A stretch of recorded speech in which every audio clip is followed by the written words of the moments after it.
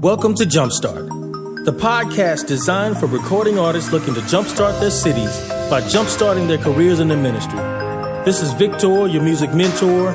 Join me as I talk to artists, producers, and music professionals about their success, frustrations, and triumphs as it relates to the music industry. If you would like more information about the Jumpstart initiative, visit www.sanctifiedsound.org. Welcome to the podcast.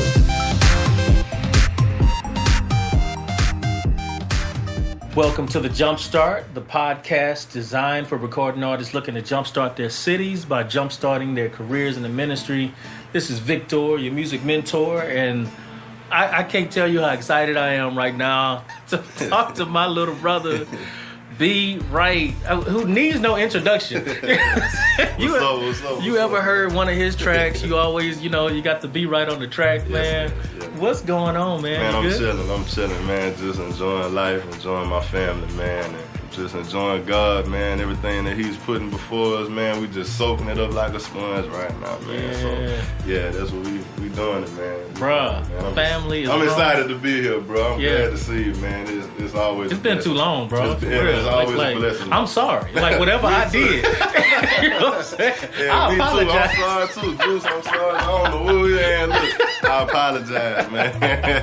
Yeah, man. Let's kill the beef. Let's leave it at the door, you know what I'm saying? I'm telling you, though, but that's one thing, man. They say, real friends don't have to talk all the time. Every time we get together, it's always fellowship, man. I love it, man. Yeah. It's family, man. I love it, bro. Speaking of family, man, you the big family man now. Yeah. With 2 kids now? Yeah, 2 kids. I got my son, Jacob. He's 5 now, and we just had a little girl in November, Bria Catherine Wright, a.k.a. Minnie, and she's coming up on 6 months already, man. So I just been enjoying it. My wife, Hannah, she's been enjoying it, and we've been growing, man. That's a desire that both of us had in our heart, man, to start a family. I want a big family. I'm trying to get 3 more kids, man. I want 5. I need. Wow, you trying to get your Jackson 5? Yeah, man. I need to start line up off the bench, man. So, man. I'm looking for a huge family. My family, the Wrights, man. We super deep, man. Wow. So God bless us, to be y'all family reunions be off the chain. Man, I have never been to a family reunion. What? Never. I have never been to my family reunions, man.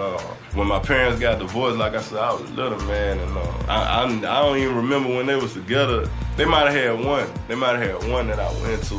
But I meet my family like throughout every year. I meet different people. Yeah. It's certain people that, that I remember from being little that, we've always been together, man. Especially like on my mom's side like this, we super connected. But my father's side, we never really had the chance to connect too tight. But every year I meet somebody, man. And, it's always good to see that, man, and learn more. I got hundreds of uncles, and if we was to ever have one, I'm pretty sure it'll be on fire, man, because there's a lot of Wrights that's running around Baton Rouge and across the map right now. Bro. Yes, indeed. So you the uncle that's in the music business. So, like everybody got an uncle that's in the music business.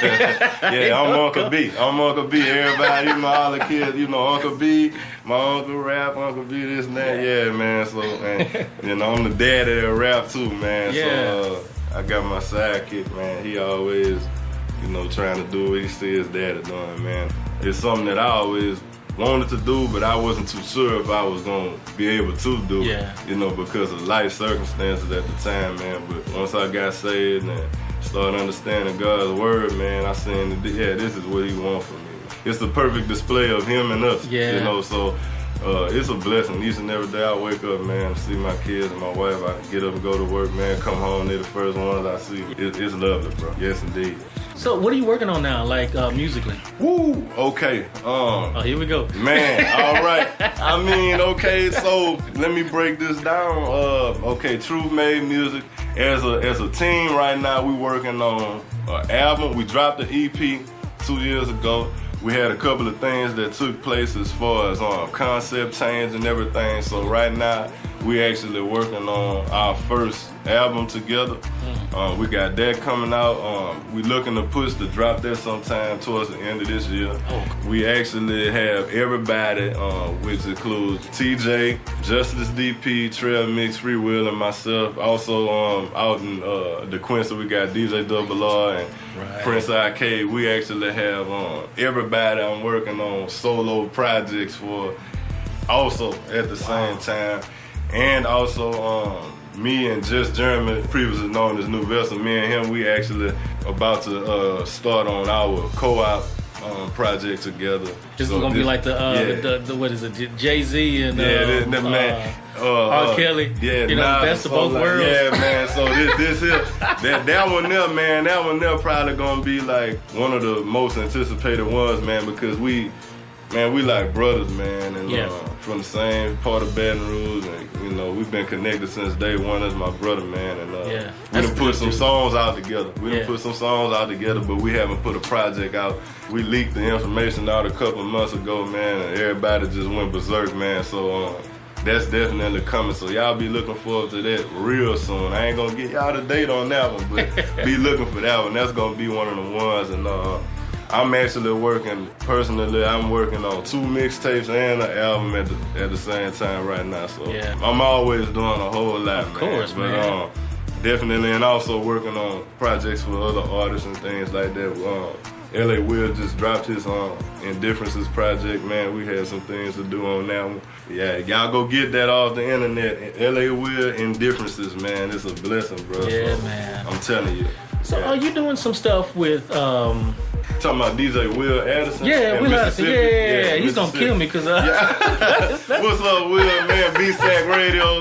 Yeah, we in here, man. Yes, indeed, man. I think about him all the time, and I'm just like, man, they just drew a blank right now. But Will just dropped something. Yes, he dropped like a double disc, man.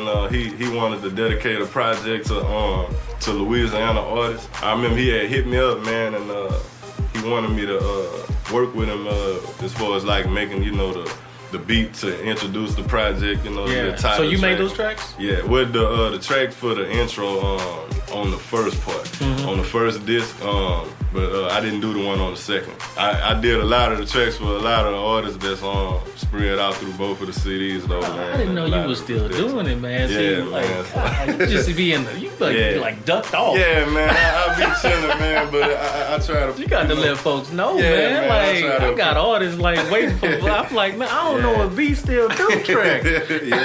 Yes, indeed, man. I actually do, man. It's just. I remember when I used to be able to sit at home or go to the studio, man, and make like 30 tracks a day and sell them same 30 tracks the next day. And, you know who I just had here? Carlos. Yes. Carlos was talking about Joy. Oh, yeah. And how that process came about. And man, that was crazy how that happened, man. I was flipping tracks, man, like it wasn't nothing. I think at that time, I was just being a blessing, man. I think I was letting 5 tracks go for like $100. That's what he said, man. And he came through. We was just in there listening to tracks, and whoever liked whatever, they picked them, and we got up off of them like that. But when that track came on, I told everybody, and I said, man, look, this gonna be a little different. You know what I'm saying? This gonna be different, man. I just went somewhere with this one. We ended up laying the track down, and when I let everybody hear it, everybody was like, yes, indeed. That not, it was like everybody was liking the track, but Carlos was like, man, that's the one. Yeah. And so I'm like, well, I mean, if you want it, man, we can make it happen. And he was like, yeah, bro, I'm gonna come tomorrow or something. He said he had to do something. He was like, I'm gonna come back tomorrow and get that, man. Don't let nobody get that track. Man, when he came back the next day, and when he got the track, it came on again, and he was just smiling. And I'm like, this gonna be something nice. And he started letting me hear what he had. He got to running, part of a hook that he had in mind and stuff like that. And I was just like, man, the track is so full of energy, man. I was like, man, he was talking about being joyful and, talking about unspeakable joy. And I'm like, man, well, the way this track is, bro, and the energy that's in it, man, you might as well just make it simple, man, and catch people's attention, and you spell the word out, man, just hit it, J-O-Y, he got that voice. Yeah. And so when he had hit it that first time, I'm like, man, that's it. And he just added everything else that he had to it, and we practiced it a little bit on, you know, how he was gonna go in there and do it. And man, he went and laid that song down, and he was saying, "B, I'm telling you, man, this one finna do something." I said, "Bruh, I already know, man." I remember Prism and Doc, they came around the corner and they was like, "Man, who made that?" Yeah. Like, I just made that one. They were like, "Man, come on, man." I was like, yeah, I just did that one, man. But when I was making that one, I was kind of thinking about like band and, you know, like Zydeco type feel. I don't know what I was. It does have a Zydeco. Kind of mixing all of that in, man. And when I made the track, I was just thinking about my mom. I said, man, my mama gonna love this. You know, because my mom was like one of my biggest supporters, man, and if not the biggest. Yeah. And so when I let her hit, I would just make beats and give my mama the CD, and she just ride to my tracks, and you know, and she wanted that one on the CD by itself so it could just keep playing. Wow. And she went crazy behind it. Let me tell you, bro. Like, I DJ sometimes, and you know, you play, you know, all type of artists and stuff like that. But when you get to that particular song, they gonna want to play that one again. Like, I don't get requests from like national artists and everything. They're like, "What's that?" Man. You know what I'm saying? I told Carlos when he was here. I told him, "You put that song out the way that you need to put it out. Yeah. You don't have to work another day in your life." Man, that song got a blessing on it, man. For real. It's one that I still can't even really understand where he was at when he came with the idea to that song, and just the way the track complemented it, and when we recorded it and got it to where he wanted it. I was just like, man, I said, bro, this finna do something. He said, I told you, man. And it's still relevant, though. Yes. It's been like 7 years. Yes, but people always need that song. They need that, man. It don't matter what age. And see, that's why I think the track coming to play with catching people, because people like my mama and, you know, even older than my mama, they hear it and, you know, they kind of step to the left, step to the right with it. And it's simple. J-O-Y. And that's something that the old school, you know, they always preach, you know, having joy. You know, being happy, can't nobody steal my joy. And, you know, it's relevant. I think that one will never die. That's a classic. Classic. It's a classic. Yeah. It's a classic, man. If y'all haven't heard it, please go check it out, man. I'm telling you. Once you catch hold to it, it ain't going nowhere. Nah. That's but you were an artist too, though. I work hard, man. That's all I know. I work hard, bro. I've always been that way. And it's still crazy with me, and it blow my mind, man, because like I've told people over the years, you know, I wasn't looking to be a rapper. I couldn't rap. I could not rhyme. I couldn't do nothing. I'm just like, and people probably wouldn't even believe me, man, but I'm like, I didn't start receiving songs and raps until I got saved. And within like the first year of me being discipled and going to church and Bible study, man, God kept giving me songs through the messages that Pastor Ron, aka Prism, he was preaching. I'm going to him like, man, I'm getting songs from this. I can't rap. It started off like real elementary, man. Like I'm rapping about fruits and the primary colors and stuff like this, man. Yeah. That's the one thing, you know, I got interviewed by LSU. Really? Yeah, they had, I forgot the name of their group of organization that came from LSU. They had called Double R. And they was looking to get in touch with me because they had heard, you know, that I had a little buzz around here and stuff at the time. And when I sat down with them, you know, they just kept putting it out, you know, changing the face of gospel rap. And I'm just like, I don't really understand that. The message is still the same, you know, if it's gospel. But when y'all talking about style, I'm just being me. I can't be from nowhere else. And so, like, the music that I do, I just try to remain myself with it. I don't try to mimic anybody. That's one thing I've always stuck to. You know, I listen to different artists and stuff, but I don't try to. That's where I think a lot of artists mess up with trying to duplicate something that has already been duplicated already. You know, every way that we rap has already been done before, and so we just add our character to it. But this is what I tell a lot of artists too, is that it's not necessarily the beat or the way you rap that's going to set you apart. It's not about none of that. It's about your message. That's right. Because everybody came up different. That's right. You know, everybody came up from had different experiences and different things that shaped and molded each one of us individually. Right. And so we shouldn't even be looking towards outside influences to make us stand out. Just being yourself. Be you. You know, talk about, like the Bible talks about, he overcame by the word of the testimony and by the blood of the Lamb. We talk about the blood of the Lamb all the time. Yeah. There are very few people that actually talk about their testimonies. You know what I'm saying? Like, actually, like what happened with them, like the gory details about what you've been through. You know what I'm saying? And I don't have a problem doing that. Yeah. I've always done that, man, in all of my music. I try to keep it real as much as I can, man, from the falls to the victories, straight out the gate, man, because those are the things, just like the words say, these are the things that help us overcome. These are the things that help bring about change in the way that God would like to see change and know that change should look like in our lives. It's a powerful tool, man, to be doing music, man, because it's like we hear over the years, you know, music is a universal language, man, and it catches everybody's attention. If you think about it, we don't do nothing without music. We can't even sweep the floor without cutting Pandora on or something like that, man. And, you know, commercials. It don't matter if they just showing you a Snickers bar. They gotta have some kind of music, you know. So with us to be able to have that influence of being able to share our testimony on top of instrumentals, it's huge, man. Because these are the things, like we say, classics, man. Classics don't leave. Like, there are songs that, since we've been alive, we've been hearing them and we still hear them today, man. And I feel like every song, as a Christian artist, that we do should hold that standard.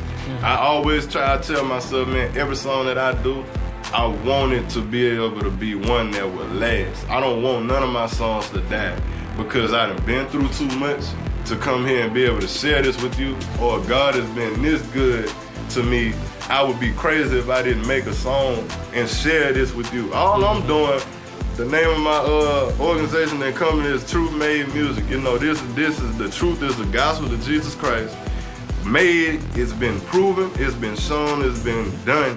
And the music is just, it complements the first two words. This is just how I'm finna express this to you. Yeah. You know, so everything that we go through in life, and God blesses us with opportunities to put songs out, we should want to go above and beyond with quality and production and skill. Put it out the best way that you can, because we offering these songs up to God first. And even to take it a step further, promotion. You've been through all of this stuff, and God has brought you through all of this stuff. Right. There should be no barrier stopping you from telling the whole world. That's right. Like, what are you waiting on? You should be kicking down the television station. Right. You know, saying, you know, excuse me, Donna Britt. You know what I'm saying? Right. Yeah. I gotta tell my test. You should be going. You should be knocking on all kind of doors, setting up events or whatever, just to put your message out there. Like, it deserves to be heard. It deserves to be heard. And think about the stuff of how you got saved. You got saved from hearing it from somebody. Yes. You know, and it became cultivated by, let's say, Fred Hammond at a concert. You know, you had commission back in the day that helped you to stay saved. Think about that type of stuff, and there should be no barrier or no hill that you shouldn't cross to get your message heard. That's true. And that's been lost nowadays because, I mean, just think about all the events that people have had and everything. I was embarrassed. Just embarrassed just to go out and see nobody really promoting stuff like they need to be. Yeah, and you know, like you said, man, if you've taken this much time out towards something, I'm pretty sure that you want people to hear it. Right. I'm pretty sure that you want somebody to see the audio visual that you have. So it definitely takes that drive on the inside.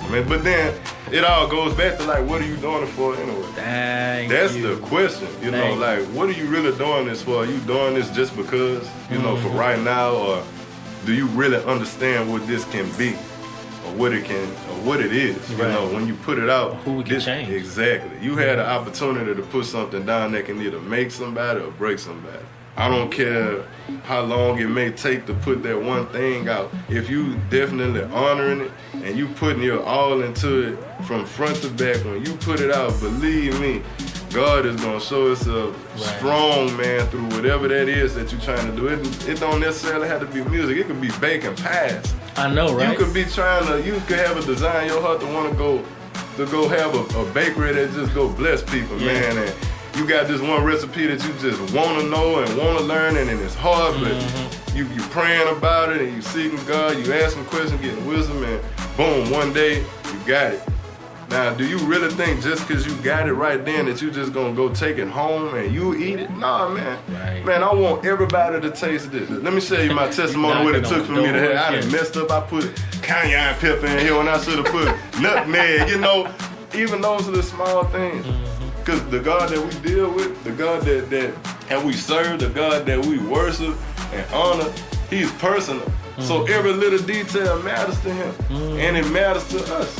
But if we don't respect it and put it in the right perspective, then we could be shaming ourselves or shaming the gift that's been placed inside of us by not honoring it and treating it properly, man. So this is huge, man. Just talking about that. I feel strong about it, man. I mean, I was gonna either, my mama said, you know, when I was coming up, I was gonna either play football or do music, because that was like the two things that I was doing positive.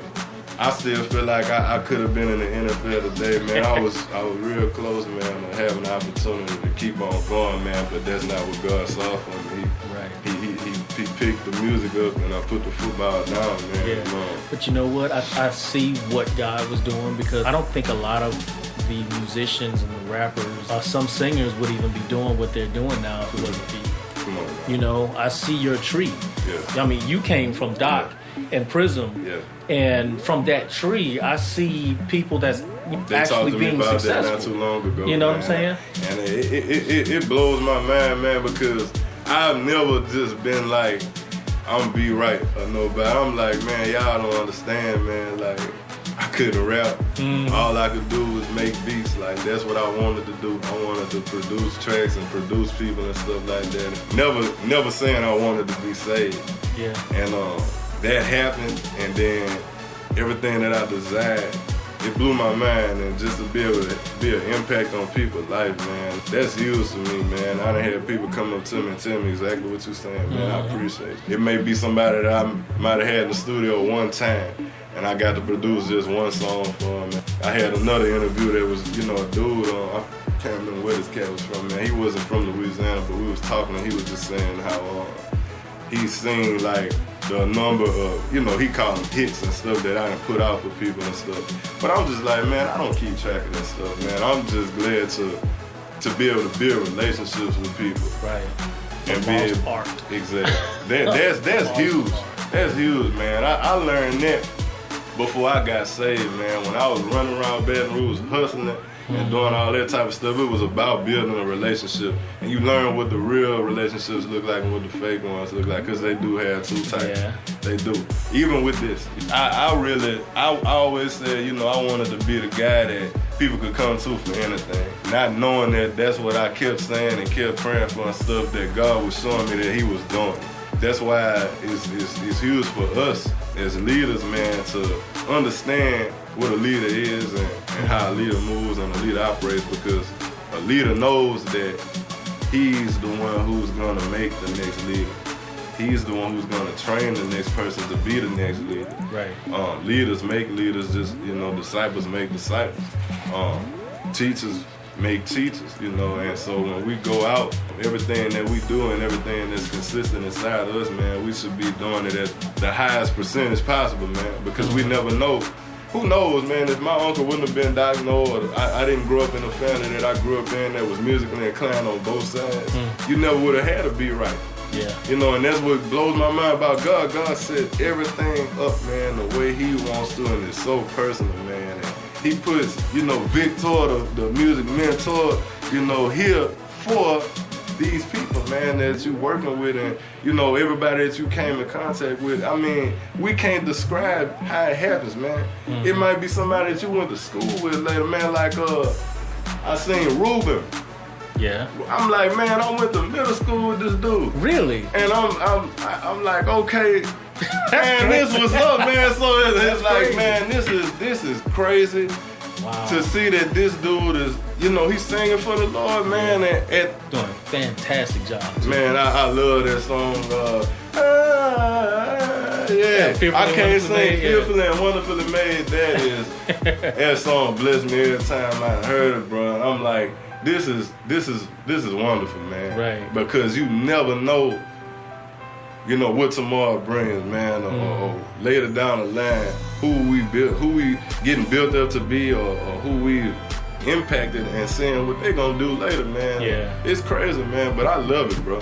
Well, let me shift gears a little bit, and I wanted to ask you about, what are some of the things that you're seeing as some of the things that's frustrating artists? Like, what do you think is the hindrance for artists getting to where they're trying to go?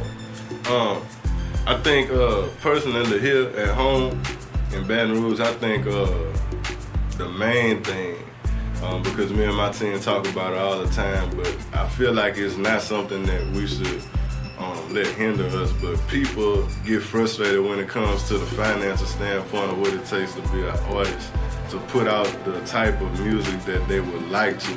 I think people get frustrated when it comes to the financial standpoint of like, man, I would really like this type of track, but I don't have that money right now, or I don't think I ever had that money to go get that type of track.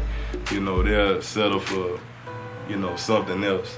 Or they would have beat or something. some stuff that causes the unsaved to view gospel music the way that they do sometimes, because people don't, and it can get frustrating. It's like, man, I ain't got enough money to do this right now. But it all goes back to, being a good steward with your money. And if you really want something, you're going to do what it takes to go get that. And then also, I think that if you make a decision and it's something that you really want to do, and you want to please God with this, God will provide. That's what I was finna get to. God gives us opportunities. All for the gifts that He's given us. His word says your gift will make room for you. So, and all He wants us to do is be obedient. And it happened with me, man. Like, I had all type of studio equipment, man, a couple years ago, man. And I had it in my house. I had a big in-home studio. One you got to come to at the house. And I'm just like, okay, I got all of this stuff in here. And it was just through a slump, man. And I was letting the stuff just collect dust. And I got convicted because I'm like, okay, what are you doing? Do you see everything that you've been able to put out and that I've blessed you to be able to do to help other people, and you have all type of stuff that I need for you to go put out, but you just sitting at home letting it collect dust. When it's somebody else who might stay down the street from you that have a desire to be able to have this stuff and be able to do this. The things that I was looking at like, this ain't, really the atmosphere, whatever I want to be at, I took it for granted. And it's like, okay, I need to get myself in line and get in check, man, because it's somebody else who wouldn't mind or would love to have just the little bit of stuff that you have, man. And, I had to check myself on that, man, because it's like, I love to do this. This is what I know I'm supposed to do. I'm called to do this, man. I need to get up and make something happen.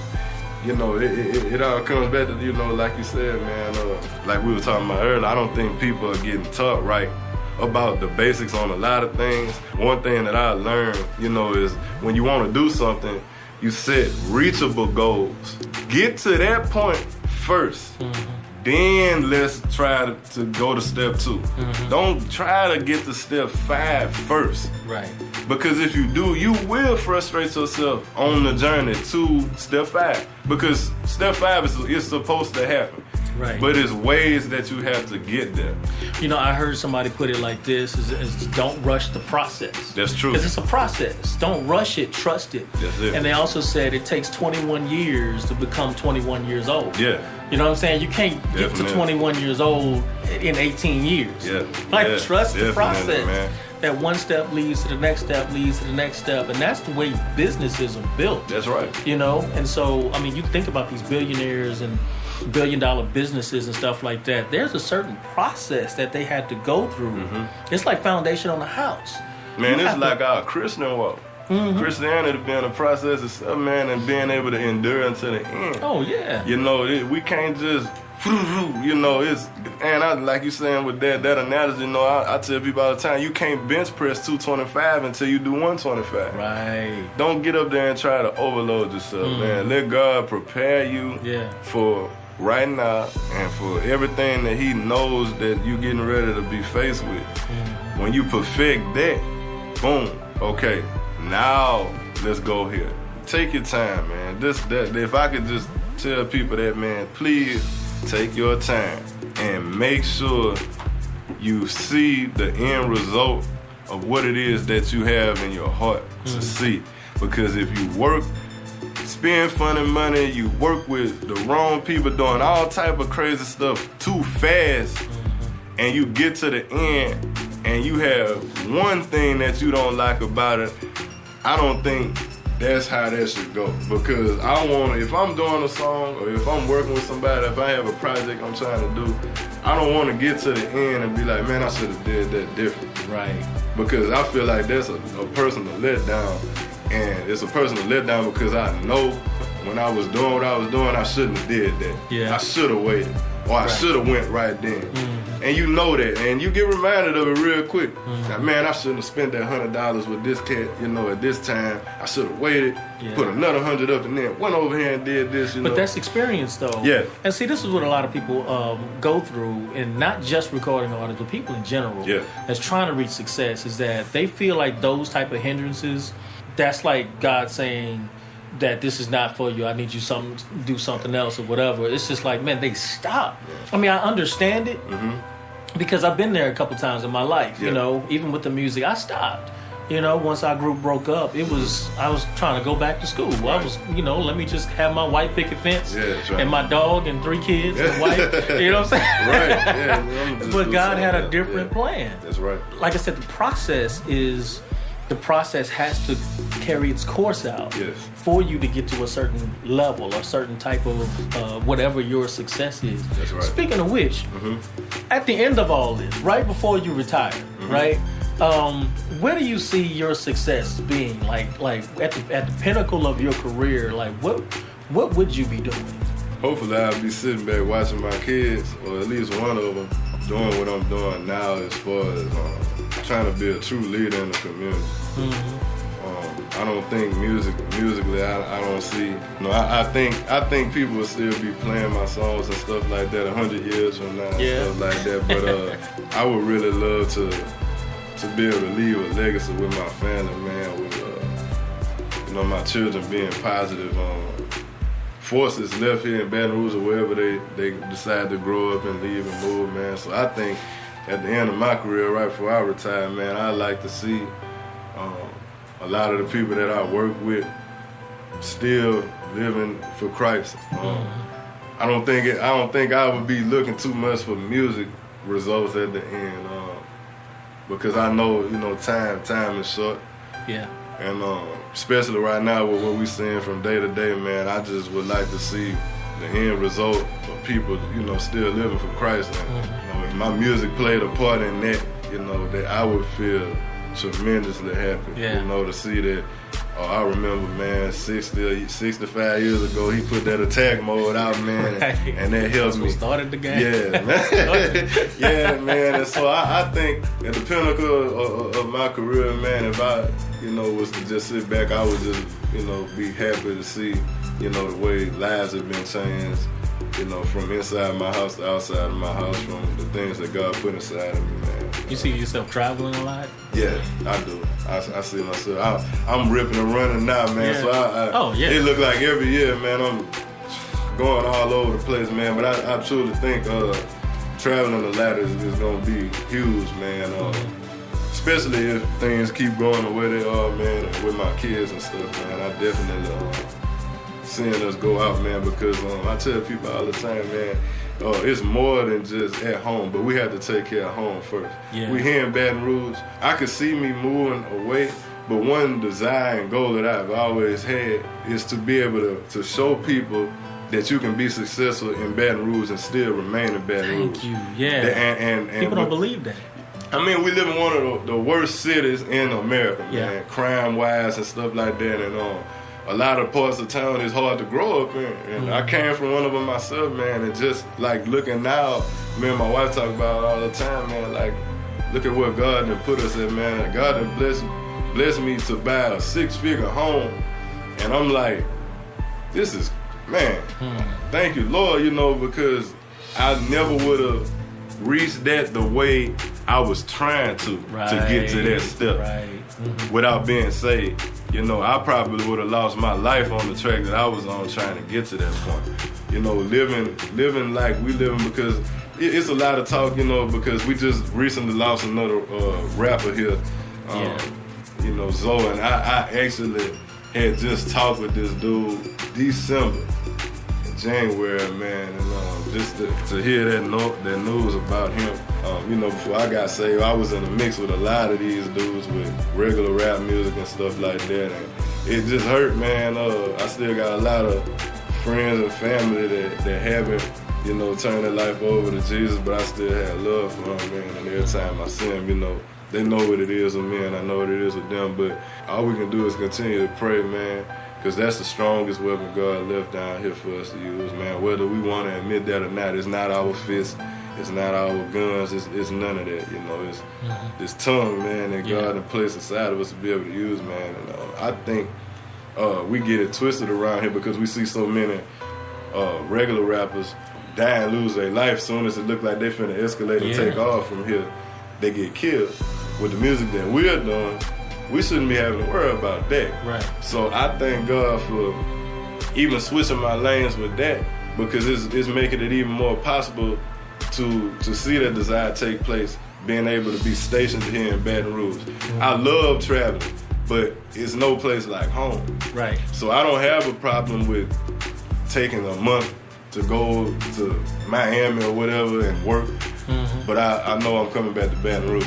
But this is my thought about that, is that God put us here for this time. That's right. I mean, that's right. He put us here. Put us here. Yes. And a lot of the stuff that's going on in the city, I really don't care what other people think, but this is my view on this, is that it's our fault. You are right. You know what I'm saying? It's our fault, because think about it. When all this stuff is going down, where are the street ministers? Because the church is taken care of. God's already established and put people in the church. But we got street ministers running to the church to do stuff. Yeah. But that's not what we're called to do. We're called for the streets. That's right. You know, we're called to go where the church can't reach. That's right. You know, that's the reason why God put us here and had us go through what we've gone through, is because those people in the streets are going to respect us because of what we went through, because we were just like them. And it's crazy that you're saying that, because it's so true, man. And like me personally, man, I've always had like a strong connection with the streets. Like, really, the streets raised me, but God saved me. With my transition in life, man, like even still to this day, man, or even if it's some of my partners and stuff that still haven't changed, like they respect the decision that I made and the choices that I continue to make. And I have a stronger relationship with the block than the church. And I don't feel bad about it, because this is what we're supposed to be doing. Right. We don't conform, but we don't shun them. We don't, you know, we have to be present. We have to share that truth every time. Every time. Every time. Not just when we want to. I don't care if it's at a birthday party or, you know, a football game or at the gas station. You know, post up in front of the gas station, you know, share that truth every time. Say something every time. You know, we can't take, ain't no days off. Every time we go out, it should have an impactful moment that's able to take place, because God gonna always provide that opportunity for His truth to be shared and for, you know, His name to be glorified, man. And I don't let none of them opportunities pass me by. I never have, and I never will, because I was there. Yeah. You know what I'm saying? I'm running from bullets and issuing them out and just crazy stuff, man, but I was there. Some people haven't been there, but have a desire to go out and reach the streets. And that's when people like us come into play, to be able to join forces and go out and make these things take place. And when it's not happening, that's when we see Baton Rouge how it is right now. Exactly. You know? But even still, what started all this is stuff with Alton Sterling. Yeah. Wasn't even really a violent, you know, shoot 'em up type situation. He was a good dude. He's from, you know, my side of town. Last year, I've been telling everybody right now, because, you know, they just had the decision on the civil suit. Right now, where I'm at, with all of that as a Christian man, I'm sitting still right now because I haven't heard anything, in prayer to move right now. Now, last year, it was different. And it's one thing that me and my wife was talking about, and I was saying, I'm like, we cannot do the same things that we did last summer. We had to quit killing each other first. I understand doing protests and everything like that is all right, to be able to do things like that. But here at home, when we still have, black on black crime specifically happening, we don't have any weight or any backbone to actually go out and see the results come as swiftly as we would want to from a protest. Because the things that we're going out there for is for one man, but we still have people down on the daily. I told my dad, I said, man, I know they had black on black crime during the time when Martin Luther King Jr. was here, but I know it wasn't like this.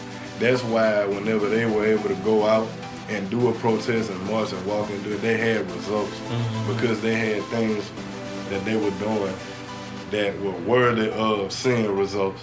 Right. And it's hard here at home, man, because it's like it's counteractive. Like we're counteracting what we're doing. I mean, we're saying one thing but doing something completely different. Yeah, and with the handful of us that really want to go out, the only way that we know how, like I did last year. I mean, man, I went out as much as I could, went to as many of those meetings as I could, spoke as much as I could.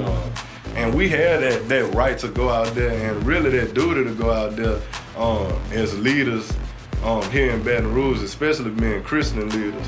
We supposed to be out there. Actually, people looking for us to be out there. But that's my point. And not just us as recording artists, but us as people. Yeah.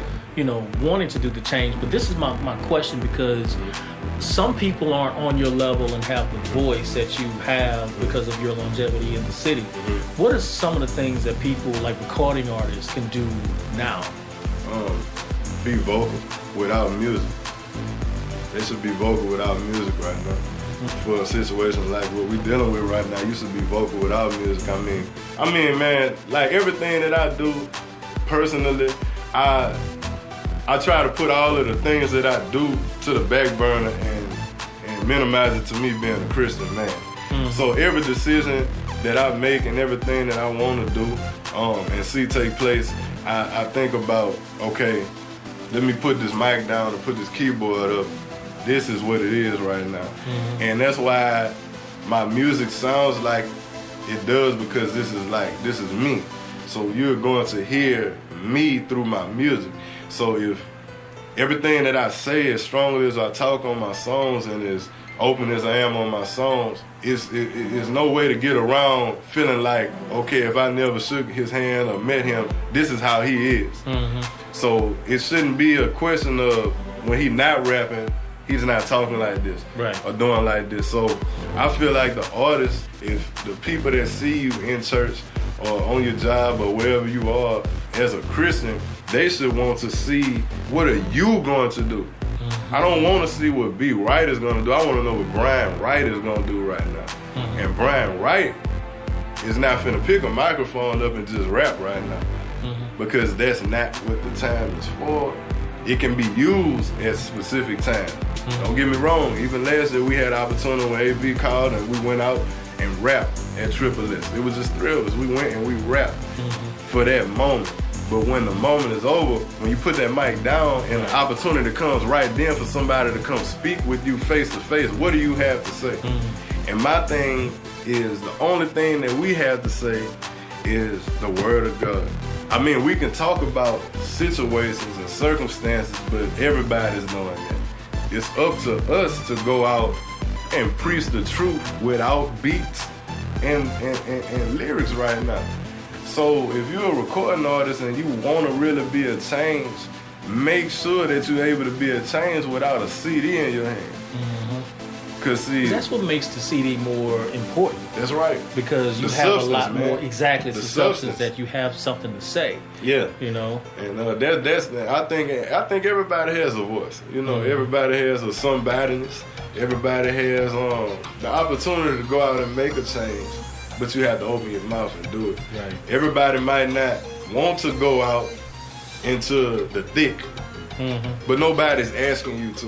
Wherever you are, that's your thick. Go out and speak wherever you're at. I think some people, Facebook, they're using social media to as an excuse on why they won't go out.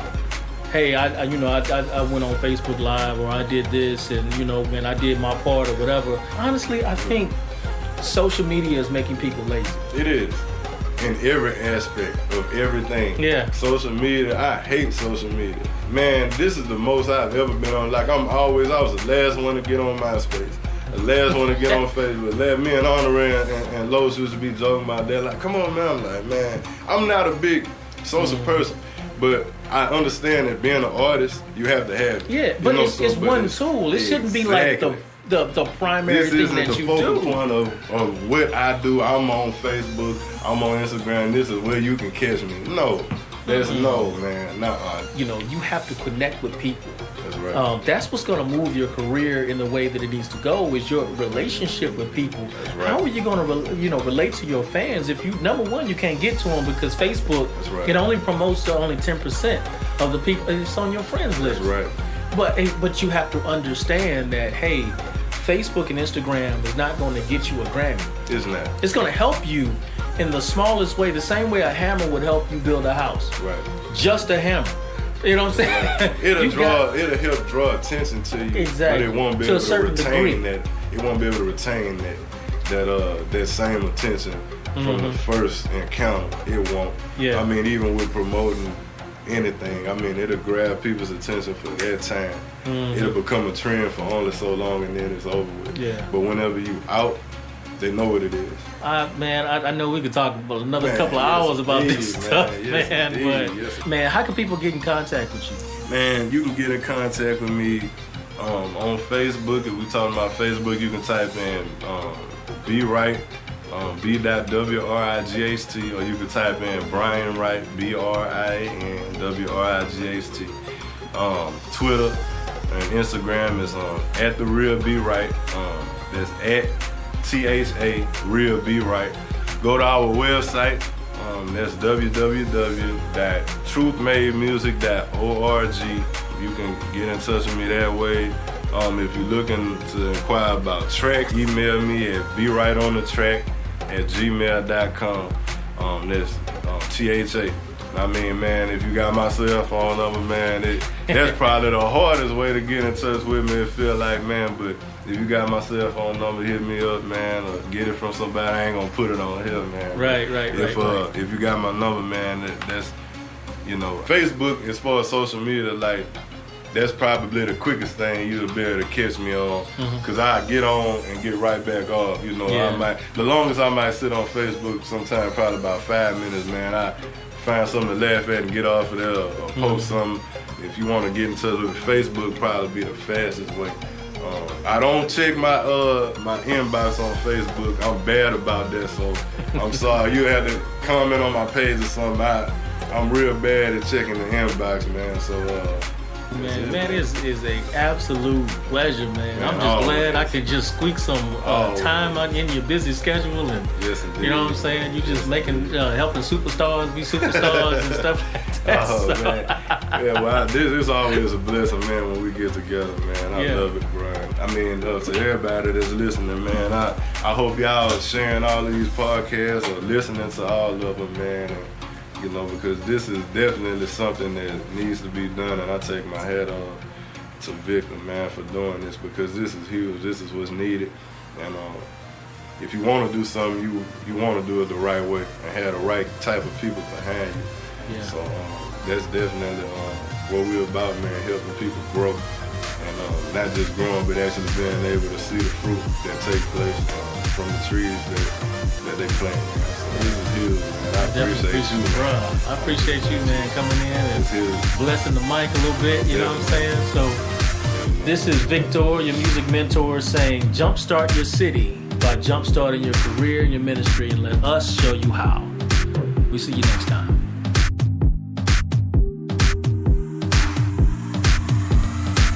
Thank you for listening to Jumpstart, the podcast designed for recording artists looking to jumpstart their cities by jumpstarting their careers and their ministry. This has been Victor, your music mentor.